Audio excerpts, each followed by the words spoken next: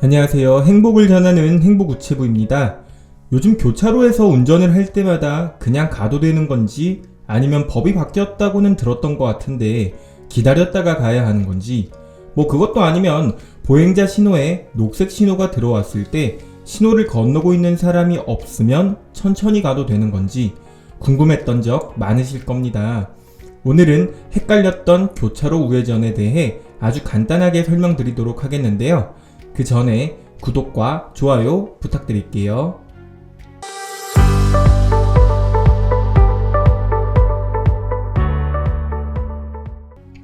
경찰청에서 교차로 적색 신호에는 반드시 정지 후 우회전하세요 라는 제목으로 보도자료를 발표하였는데 1월 21일에 공포가 되어 실제 시행일은 내년 2023년 1월 22일부터 시행이 된다고 합니다.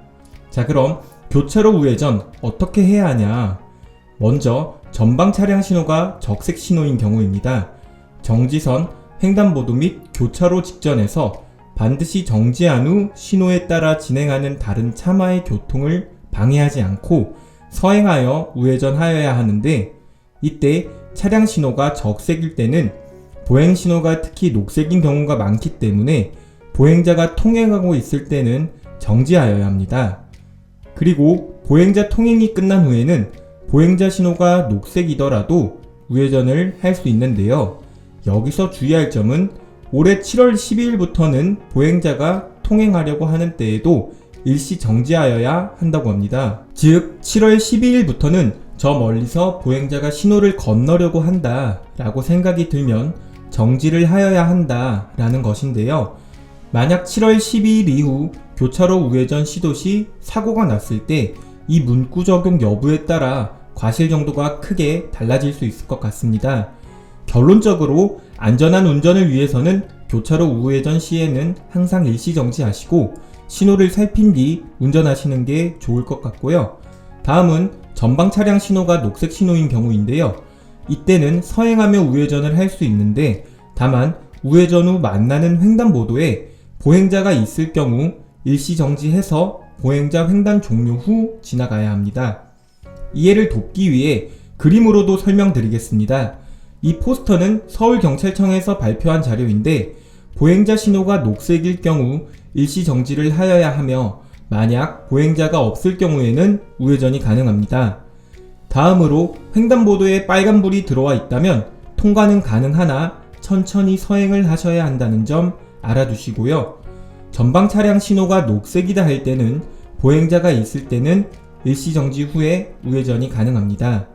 다만 앞서 말씀드린 것처럼 7월 12일부터는 보행자가 통행하려고 하는 때에도 일시 정지를 하고 보행자가 없을 경우에만 우회전이 가능하다는 점 각별히 주의하시기 바랍니다. 마지막으로 보행자가 없을 때는 서행하며 우회전이 가능합니다. 만약 교차로 우회전 시 이러한 보행자 보호 의무를 위반하게 된다면 승합차의 경우 범칙금은 7만원, 승용차는 6만원과 함께 벌점 10점의 페널티가 있습니다.